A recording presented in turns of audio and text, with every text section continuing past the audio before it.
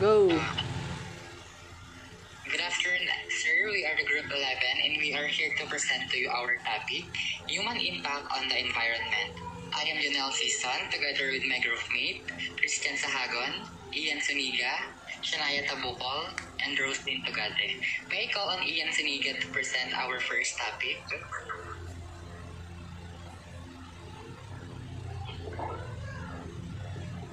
So, for our first topic, what is IPAT? Factors of the human impact on the environment.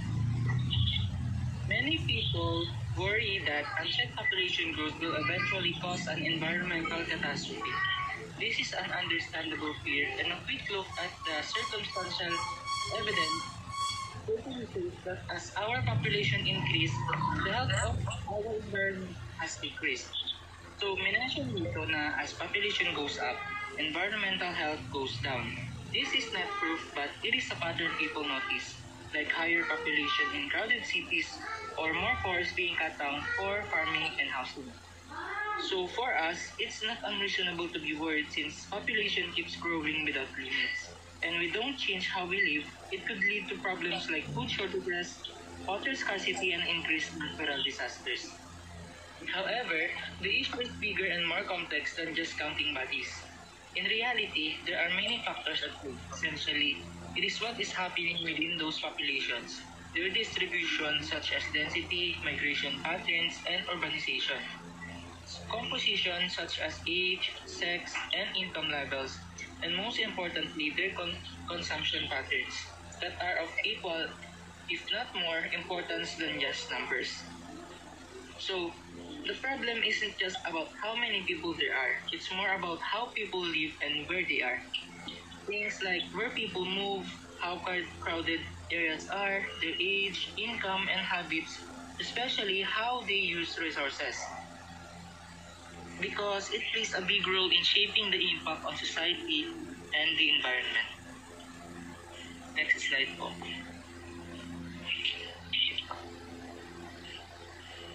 And for the next is what is IPAT equation? The IPAT equation was devised in the 1970s. It's a way of determining environmental degradation based on a multiple of factors.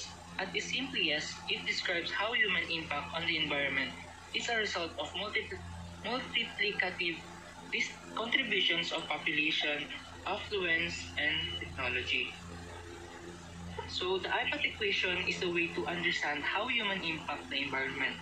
It breaks this down into three main factors such as population, affluence, and technology. To break down it simply, for the population, more people, more demand for resources like food, water, and energy. And for the affluence, this means how much each person consumes. Wealthier societies often use more energy, goods, and services, leading to their higher impact. And lastly, for technology, this refers to how we produce and consume. Some technologies harm the environment, such as fossil fuels, while others reduce impact, such as solar energy and efficient transport. Next slide po.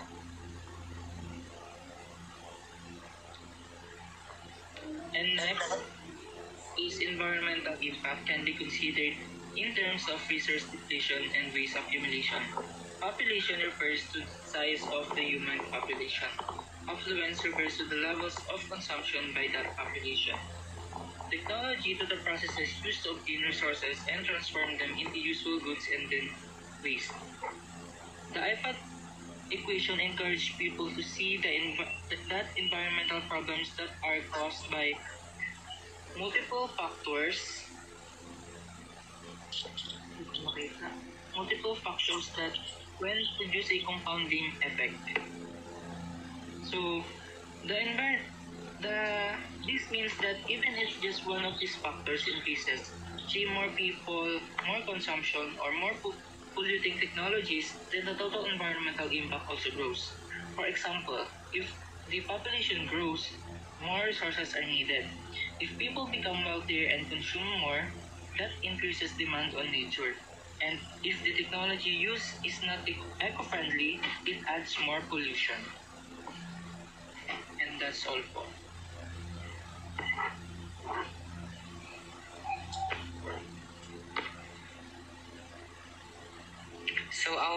topic is deforestation, desertification, and declining biodiversity. So first, deforestation is the removal of a forest or clusters of trees from land which is converted to a non-forest use.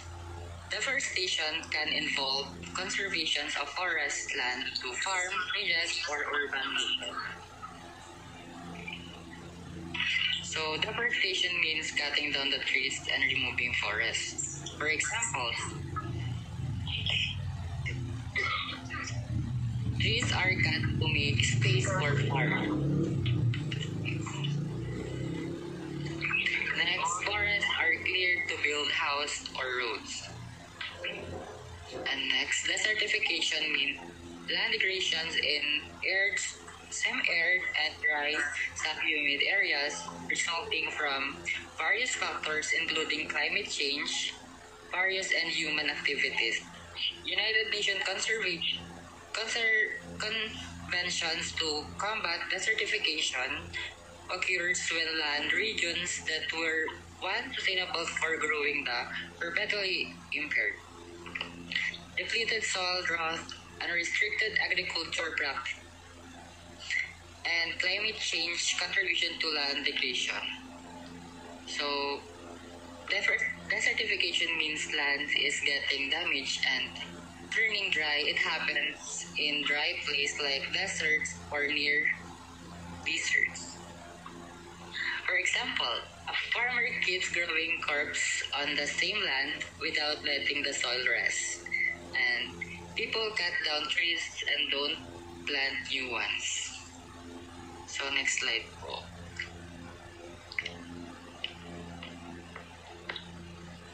Next, biodiversity loss. Next, biodiversity. Loss refers to decline or disappearance of biological diversity, understood as the variety of living things that inhabit the planet. It has different levels of biological organizations and their respective genetic variability as well as the natural pattern present in ecosystem. In mid-2019, the United Nations, in collaboration with intergovernmental science policies platforms on biodiversity and ecosystem service, presented an ambitious report on biodiversity warning that out of a total of 8 billion, 1 million species are in danger or of extinctions. Some researchers even dared to talk about the 6 mass extinctions in the history of the planet. Biodiversity is the variety of all living things like insects, fish, trees, and birds.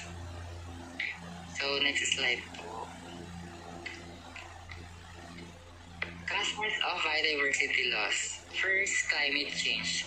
Climate change is the impact biodiversity of various levels, species distribution, population, dynamic, community structures, and the functions of the ecosystem. Next, pollution.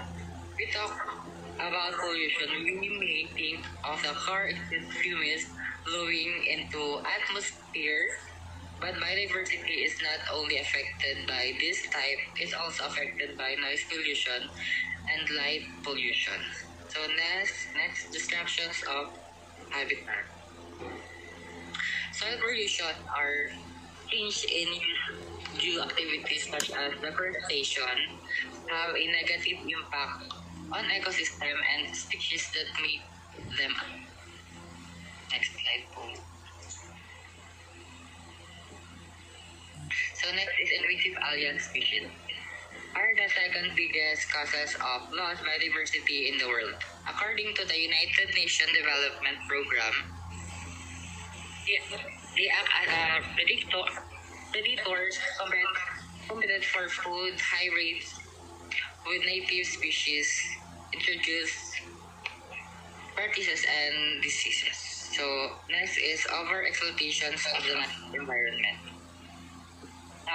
Over-exploitation of the natural resources, that is their consumption as a speed generated that their natural regenerations has obvious impact on the planet Flor and Funan. So, next reporter po.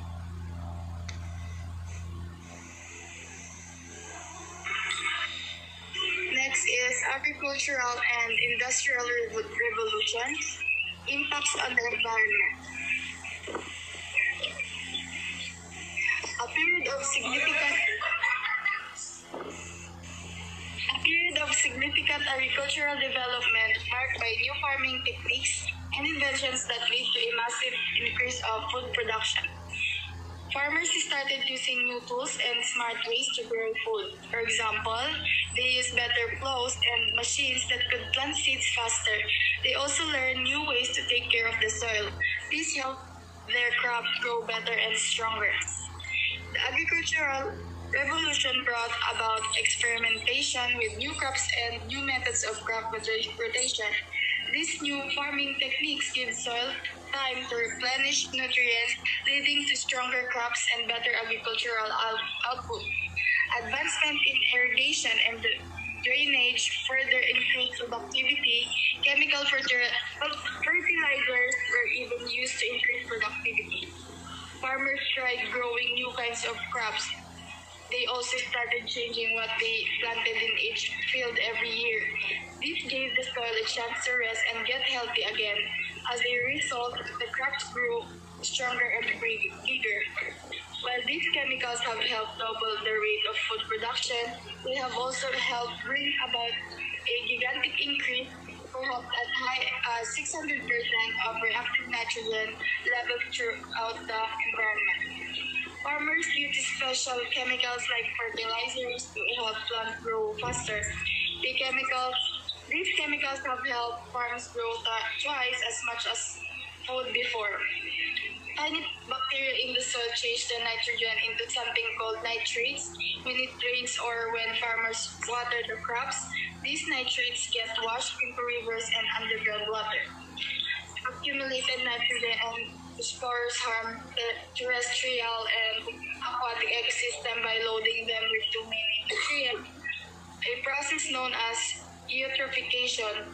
Nutrient pollution is a casual factor in toxic algae blooms affecting like in China, the United States, and elsewhere. Too much nitrogen and phosphorus in nature can cause problems. When the extra nutrients build up in land and water, they cause something called eutrophication. Means there are too many nutrients in the water. And some algae are even poisonous. This happens in lakes in China, United States, and other places. As excessive amount of organic matter decompose in aquatic environments, they can bring about oxygen depletion and create dead zones within bodies of water where nothing can survive.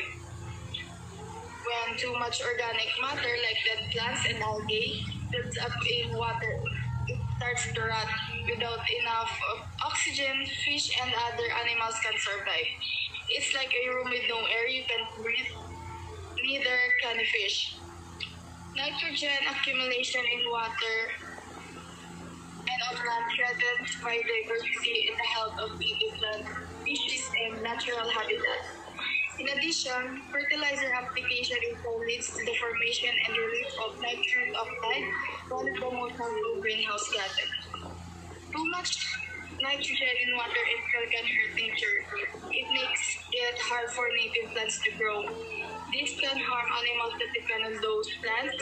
Also, when farmers use fertilizers, the soil releases a gas called nitrous oxide. Next slide po.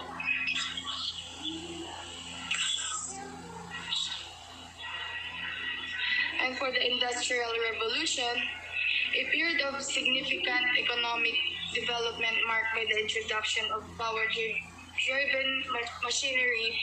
There was a time when big changes happened in how people work and made things. This was called a time of economic growth. These machines could work much faster than people. For example, a machine could spread thread or make cloth quickly, which used to take many hours by hand. During the Industrial Revolution, many people-driven machines were invented, which replaced hand tools. People invented machines that use power to work. These machines could do jobs much faster than people. Before this, workers used hand tools to make things like clothes or furniture. One of the biggest environment impacts of the Industrial Revolution was the number of pollutants it released into the environment. The overcrowding of cities led to unhealthy living conditions and filth in the streets. Factory emissions caused by the coal-powered steam engines were released into the atmosphere.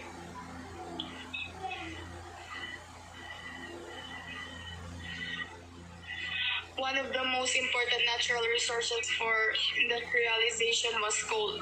Other means to heat homes, make iron, and power factories were quickly replaced when the commercial coal mining industry boom took off in the early 19th century. This increased demand for coal and other natural resources led to the exploration and depletion of these non-renewable resources.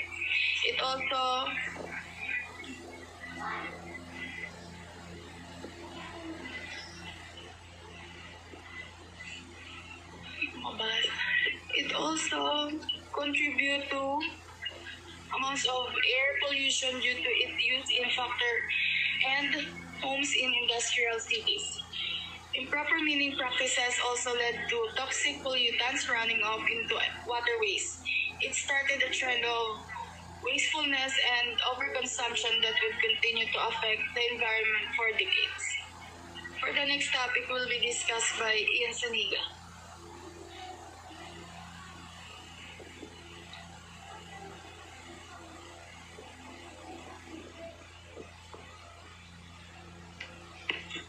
And for the next topic is the emerging markets. Less developed nations with fast-growing economies. In other words, they are countries undergoing rapid growth and industrialization that are poised to emerge onto the global market. The BRICS, which are Brazil, Russia, India, China, and South Korea. As these emerging national economies become more stable, they become attractive to investors and businesses in developed countries. This can bring new factories and technologies into these nations, further boosting their national economy. However, this economic growth and prosperity does not come without environmental risk. The additional factories and technological advancements seen in the BRICS and other emerging nations presents the challenge of balancing economic growth with environmental responsibility. So the emerging markets are like teenagers growing up fast. They are not fully developed yet, but they are gaining strength, confidence, and attention. Countries like Brazil, Russia, India, China, and South Korea, which is also known as BRICS, are examples. As they grow economically, they attract money and businesses from the richer countries, which help them grow even more. But just like us, like teenagers, they face challenges, especially in managing the consequences of that rapid growth. Next slide po. Environmental concerns. There are a number of environmental concerns with industrial development in emerging nations, with increased manufacturing and other industrial processes for more energy and the potential for more pollution. As emerging nations grow, they become responsible for increased greenhouse gas emissions. A greenhouse gas is an atmospheric gas that holds the sun's heat and contributes to global climate change. In addition to the global atmospheric impact of industrialization, there is a threat of damage to the emerging countries' domestic environments. Naka-portrait po yung presentation. Sorry. Industrialization spikes the need for resources such as lumber, fossil fuels, fertile soil, and water. As developing countries grow and build more factories, they use more energy and natural resources. This leads to more pollution in the air, water, and land. The gases released like carbon dioxide trap heat from the sun and make the planet warmer. This is called global warming or climate change. Also, to support industrial growth, most countries cut down forests, dig up fuel, and use a lot of water and soil, which can harm their local environment. And next is deforestation. So what is deforestation?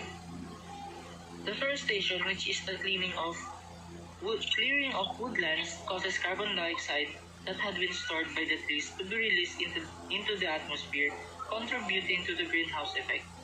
Deforestation leads to the loss of biodiversity. This can diminish the habitats for plants and animals and weaken local ecosystems. So in short, deforestation is the removal of forests or trees.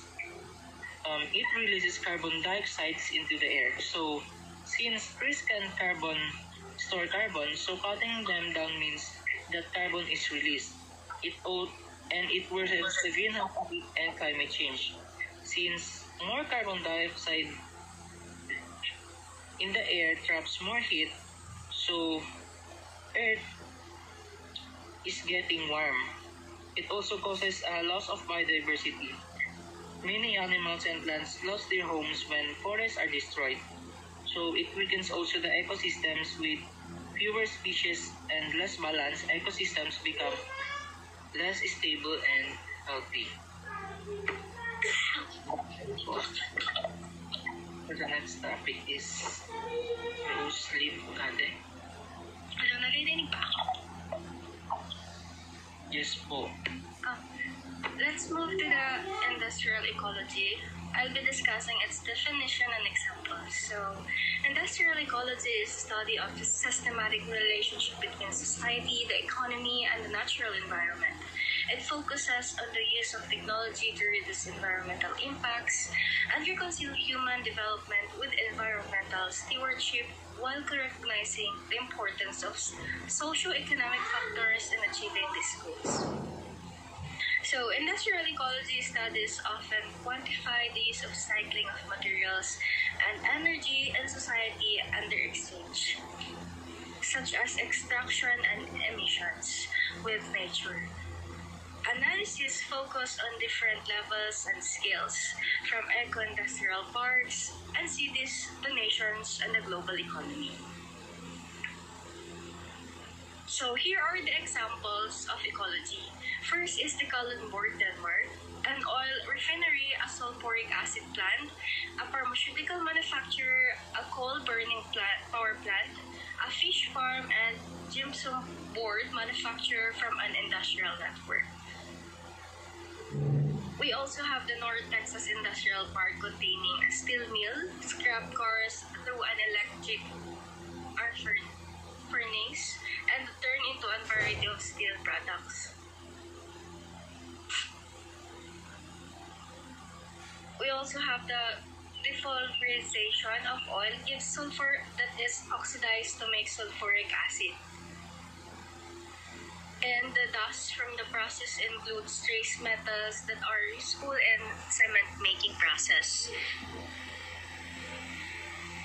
The residue from the cars, ASR, can be burned for energy. Some of the plastic parts are recovered and recycled. And the steel operation also produces excess energy that can be used by other operations. Energy production generates ash that is used in cement production.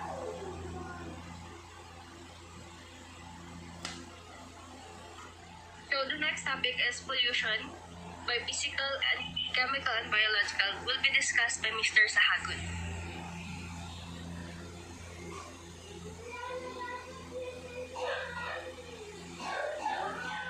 Am I audible?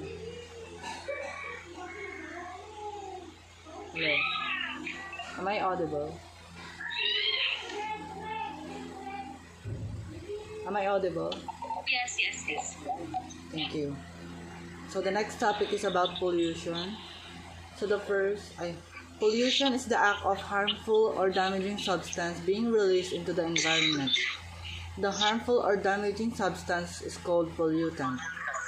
There are typically 5 recognized categories of pollution, or examples of pollution: air, land, water, noise, and light. Air pollution is usually caused by the release of harmful gases into atmosphere. Land and water pollution are usually caused by the inadvertent release of a harmful substance or the runoff of a harmful substance. Noise pollution is not caused by a tangible substance but rather the noise of a busy environment, such as city. Finally, light pollution is caused by the cumulative effect of many lights on the night sky. Light pollution has proven to be detrimental to nocturnal animals, disrupting their ambient environments. Next slide. The first pollution is the physical. Physical pollution is where materials or objects are introduced into the environment causing toxicity or harm.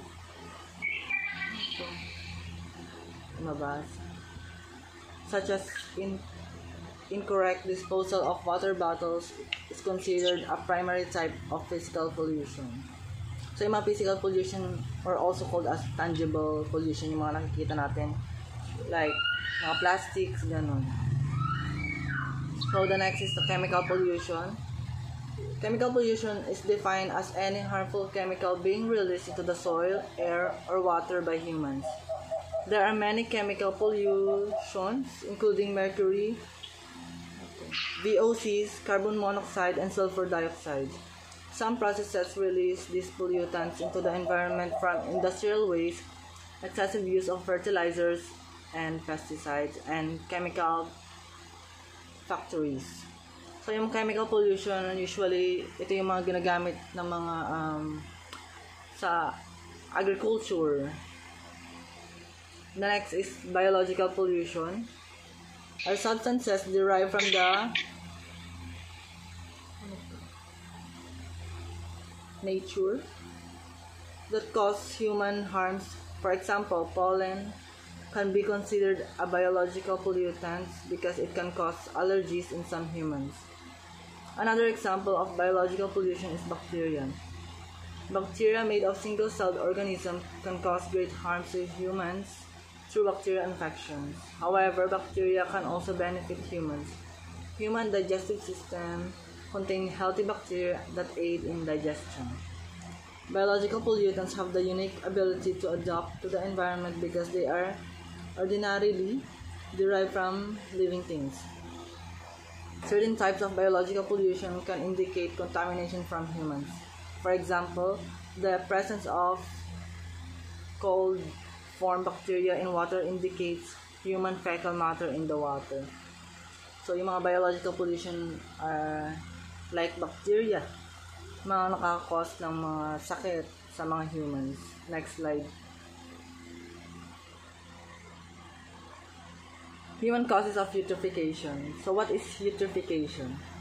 Eutrophication is a process in which a water body becomes overly enriched with nutrients, leading to plentiful growth of simple plant life. The excessive growth or bloom of algae and plankton in water body are indicators of this process.